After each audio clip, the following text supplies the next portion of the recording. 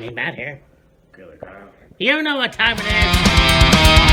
Me, Matt's right through the night. Killer Kyle's got the size. Wheels of fury on the ground. Engine roaring in the sound. Feel the power, let it rise. With the battle in our eyes. Wheels of fury rolling strong. Together we will carry on. Hey, me and Matt here. It's Killer Kyle. We interrupt this first portion of what we're going to talk about in a second, but I figured what a day to feel alive on a Thursday night, or Thursday afternoon, rather. Yesterday was beautiful, so I thought, what the hell, I'm going to the LCBO. It's my first time venturing out that far, so patted myself on the back.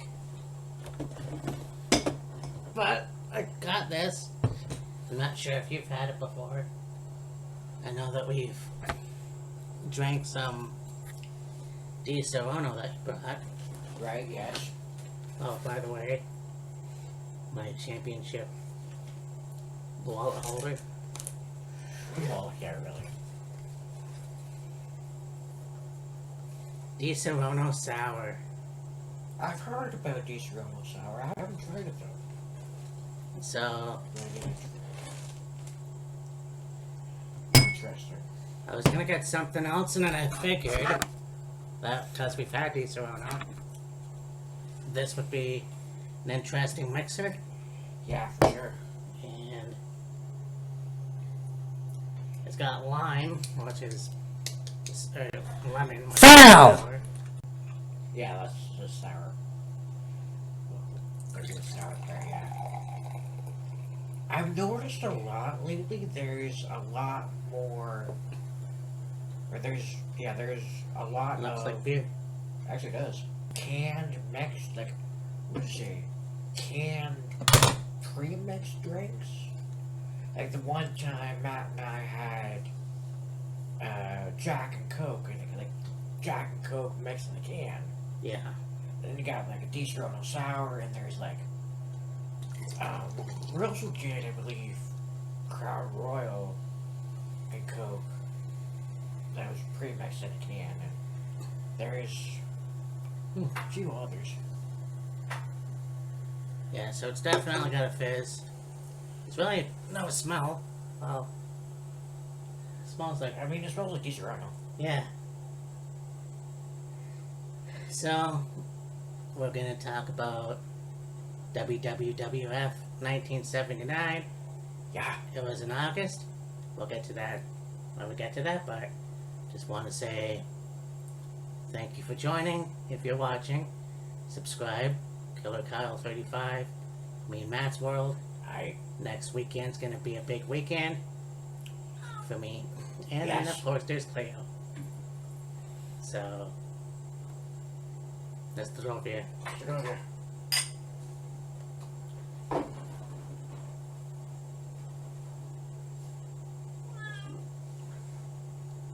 Oh, Definitely lemon up front. yeah. You get a little bit of sweetness from the Di Serono on the back end. A little bit, when you faintly can taste like the Di Serono itself. Yeah. Not bad. It's good. Like, I mean, I obviously know Di Serono's good, and I like lemon. It's, I think, a take on whiskey sour, maybe. Yeah. So, Instead of whiskey, just use Di Serono. but this is definitely worth buying again. I was gonna buy another espresso martini, but I thought this would be interesting to try. Yeah. But, anyways, there it is. On with the show.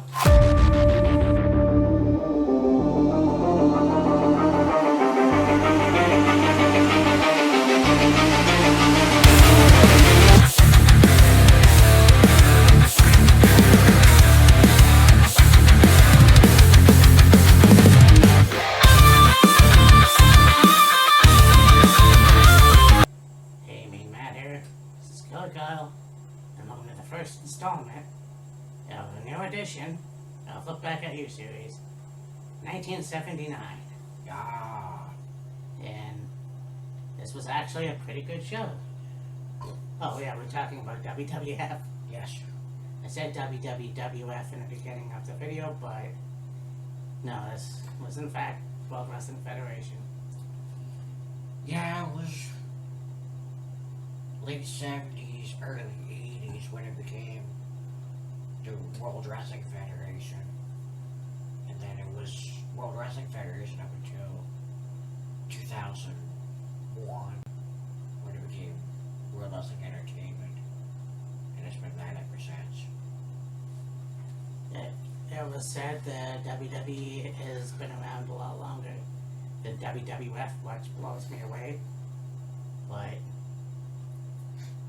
Well, I mean, the WWE, like I said, they changed from World Wrestling Federation to World Wrestling Entertainment. Yeah. In 2001. 2002. yeah, 2002. So, it's been World Wrestling Entertainment for like 22 years. About, yeah. It was World Wrestling Federation for,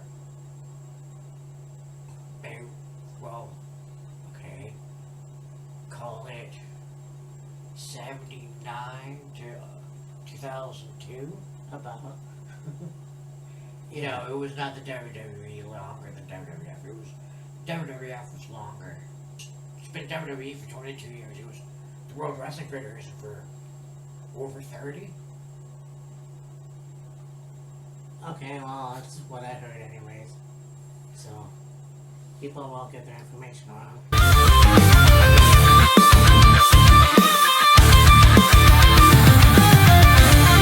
have Pat Patterson versus Steve King. Yeah. And of course, the Wizard was Pat Patterson's manager. Yes. At this time, he was the North American Heavyweight Champion. Yes. Now, I'm not quite sure what month he actually won the first Intercontinental Championship, like to merge two titles. Right. I actually think the North American title was one of them. I believe so. So, anyways, yeah.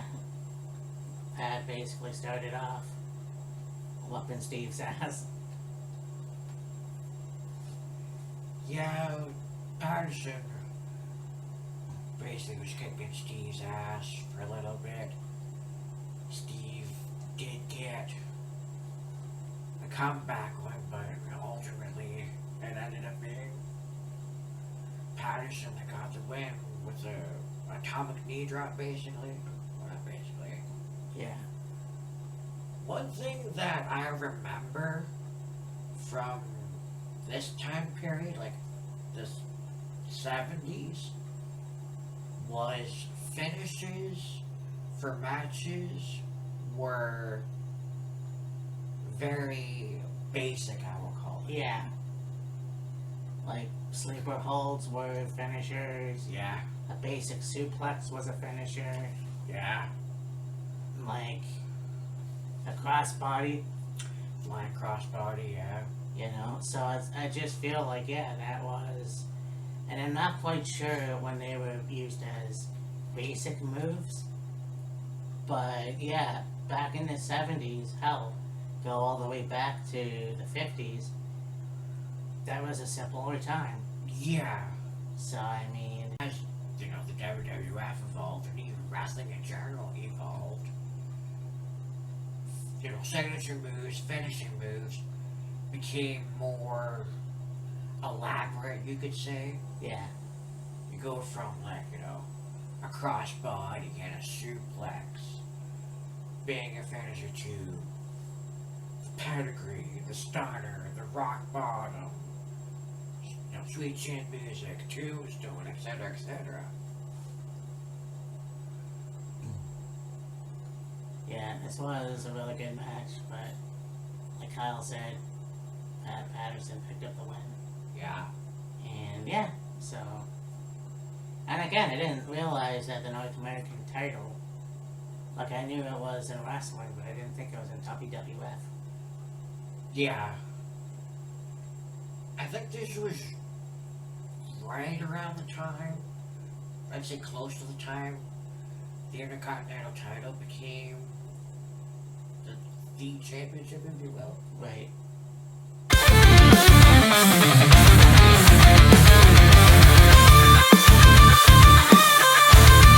So next we have Tito Santana taking on JoJo Andrews. Yes, that's Tito Santana. Yep. Before he was one half of Strike Force, before he was El Matador, Arriba!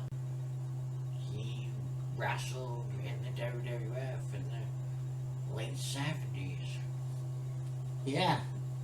Oh, yeah, he was a long time wrestler before that, too. Like, it was mentioned in this match that, you know, I think it was Bruno that called him a youngster, and I'm like, wow, Yeah. that's insane.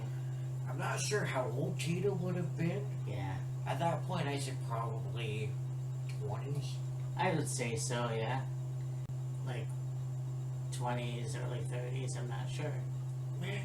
But, again, I mean, he moved like he was a young man. Like, that was really cool. But yeah, he picked up the win. I think this was the match where it was a cross-body finish. Yeah.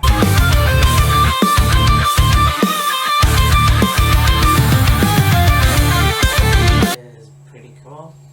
We have the WWF debut of one Roddy Piper versus Jose Estrada.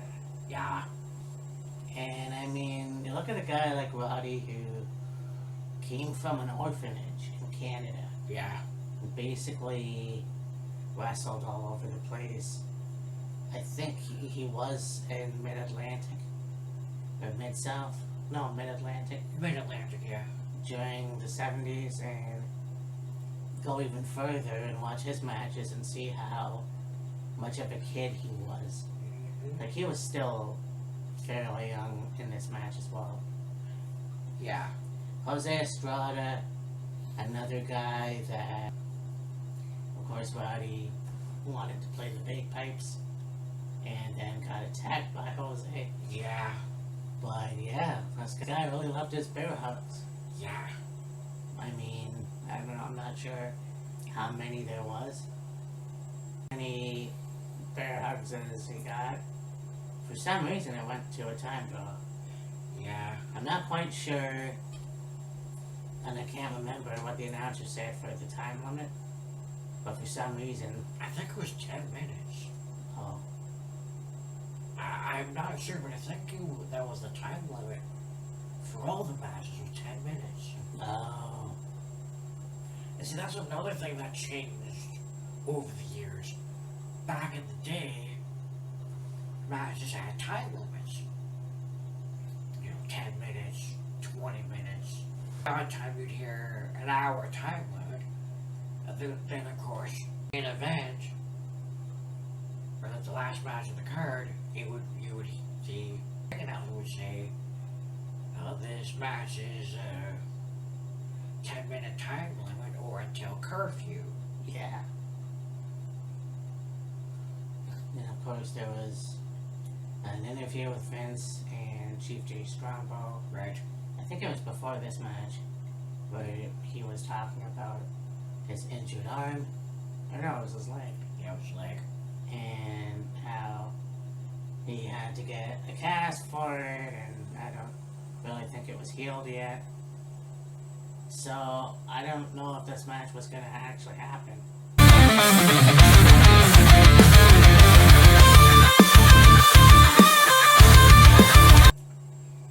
yeah, Chief J. Strongbow versus Moose Monroe. Yep. Was for Mario. Maybe. I think we saw a few. I mean, I probably saw a few of Moose's matches, Yeah. and what a big boy he was. Yeah. And so, yeah, I mean, this guy really took it to Chief J. Strongbow. Well, I mean, the first few minutes, it felt like they were playing, like... I almost said something dirty. Oh. Doing the classic running the ropes, and Oh, yeah. they did have the mercy fight, Yeah. but yeah, basically there's a sleeper hold by Chief J. Yes, Jay Strongbow won the match with the sleeper. Which was interesting because, yeah, he passed out. By the way, that face that Moose made was cringeworthy. But yeah, so he passes out, he's on his back, and I'm like, alright, ref, you know, mouth to mouth, but, you know, even though he probably smells like foot here. But then, you know, Chief J did this thing where, now we saw this 10 years earlier in the Detroit show that we did a review of. You know, Chief J just picks him up and slaps him on the back, and Yeah. somehow Moose comes to you and he's looking around, and it's like, Yeah, he just gets up and he's flailing around and he falls down and kind of rolls out. Yeah. After Strongbow puts Moose to sleep, you know, the announcer's like, oh, that, you know, 7 minutes and 8 seconds or whatever it was. Your winner, Chief J Strongbow. Strongbow goes, leave. Referee's like, what? I can't. He's not winning up. You've got Strongbow in the ring, like, rolls him over, sets him up. He falls on his back, and then it's like, all right, set him up, thump him on the back. That woke him up. yeah, it must have been a thing back in those days, because I don't remember ever seeing that since then. Obviously, they don't do that now. This match, we've got Ivan Putski versus John Schmidt. Now, I'm not going to make that joke. So, and again, this was awesome. I think, you know, when you look at the physique of Ivan Putski Yeah. in the 70s, and then you look at, like, it wasn't the same build in the 80s. No. So that, I don't know if, yeah, I can't speculate, but, and by the way, I didn't realize how short he was, Putski, yeah. Putski's pretty short. like, compared to the size of John. Yeah, John. Yeah, Putski would probably go about 5'8", I would say, roughly. Schmidt was probably 6'3"-ish. Yeah, Yeah, Schmidt was a big dude. it was a very good match, and I mean, I didn't think that John would win. I don't know enough about him. Yeah, But yeah, Ivan does the Polish hammer, yeah. gets the win, and yeah, it was a very good match. I mean, a lot of these matches, despite giving a 10-minute time limit, were fairly good. Yeah. I mean, despite the time draw with Piper Yeah. and his debut match in WWF, which still blows me away by the way. Yeah, exactly.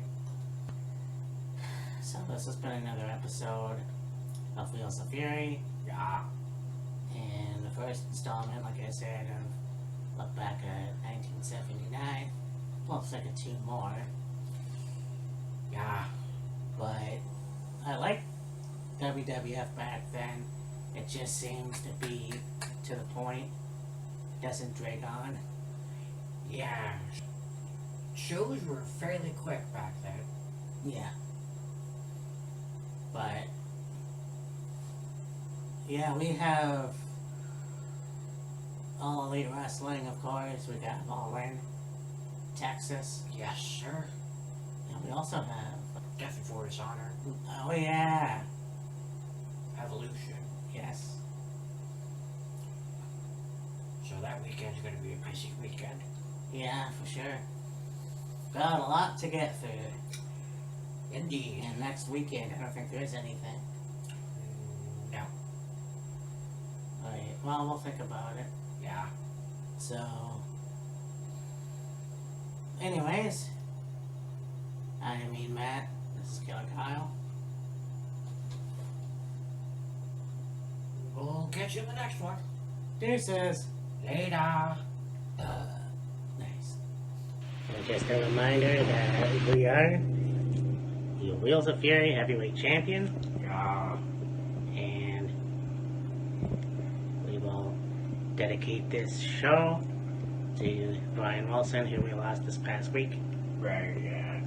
And yeah, we will talk to you next week. Once again, deuces. See ya.